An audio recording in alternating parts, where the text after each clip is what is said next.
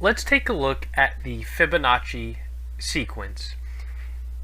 The Fibonacci sequence is a series of numbers in which each number is the sum of the two preceding numbers, right? So this might be something that you're already familiar with, but let's say we have a function called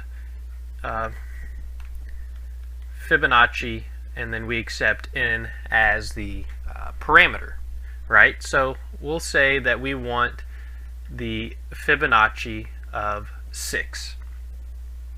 So if the sequence of numbers is the sum of the two preceding numbers, well, we start out at 1, and we'll put 0 here for clarity.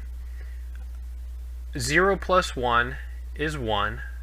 Okay, so this is the first number, this is the second number. 1 plus 1 is 2, so that is our third number.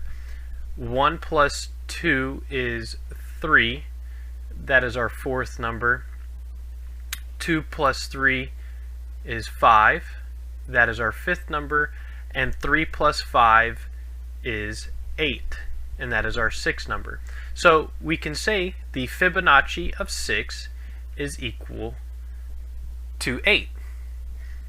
So the recursion for this would look something like the Fibonacci of n is equal to n plus the Fibonacci of n minus 1. Now, as an exercise, I would like for you to try to implement the recursion for the Fibonacci sequence.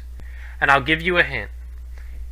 You will need base cases, and the base cases is if your number is equal to 0, then return 0, and if your number is equal to 1, then return 1, right? So if num equals 0,